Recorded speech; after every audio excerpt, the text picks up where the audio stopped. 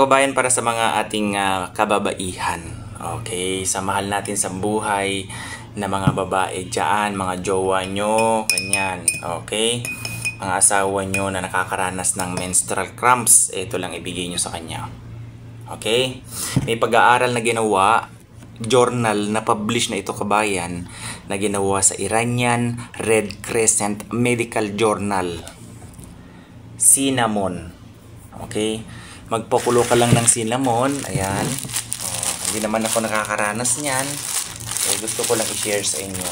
Ayan, maghanap ka ng cinnamon dyan, powder o mas mainam yung ganito na talaga, yung balat pa lang, kahoy, pakuluan mo lang, magiging ganyan ang resulta. Okay, kung meron ka ding available dyan na luya, kuha ka lang ng konti, lagyan mo, o kaya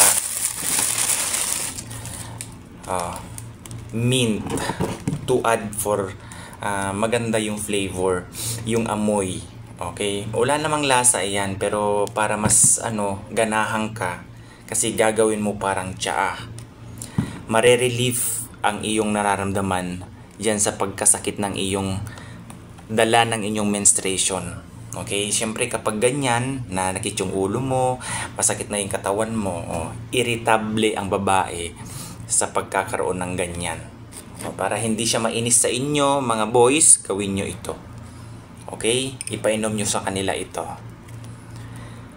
Base sa kanilang journal, ang cinnamon kasi kabayan ay mataas ang kanyang phytochemicals. Okay, anti-inflammatory at the same time antioxidant, which can relieve or reduce menstrual cramps.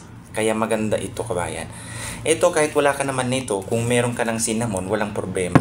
Okay, kuha ka lang ng konti na dahon yan. Siyempre hugasan mo ng maayos yan. Okay, hugasan ko muna. So mga ilang pirasong dahon lang ilagay mo dyan. Tapos siyempre mainit naman yung tubig mo. Tapos, serve mo, okay, sa mahal mo sa buhay na dumaranas ng menstrual cramps. Maganda po yan kabayan. Ito naman, luya, pwede mong lagyan kahit konti. Kahit di mo na isabay dun sa pagpapakulo. Kung ready ka ng ganyan, kuha ka lang ng konti. Mga konti lang ilagay mo. Okay? Kasi ito, relaxant. Okay? So, lagay mo lang dyan, ganyan. Gawa ka ng solution para sa mahal mo sa buhay, nang maibsan ang kanilang nararamdaman.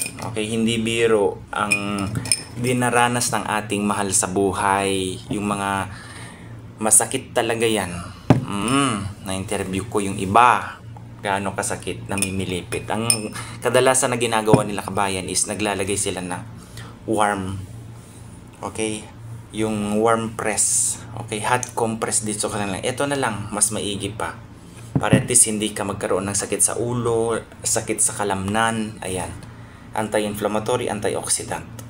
Okay, ito nga base sa journal ng Iranian Red Crescent Medical Journal na mas maigi yung pagtitik ng ganito dahil nga walang side effect. Okay, kasi base sa kanilang pag-aaral kabayan, marami ang nagtitake talaga ng mga kababaihan during their menstrual period ng painkiller medicines. Ang sabi nila, para maiwasan yun, yung side effect, ito na lang ang i-take mo. Okay? So, simple lang naman yan kabayan na gagawin. Para at least, hindi ka na uminom ng gamot dyan. Laging gamot every time na ikaw ay nagme-mens. So, buwan-buwan ka nag-iinom ng mga painkiller medicine dyan. So, ito na lang ang gagawin mo. Simple lang naman.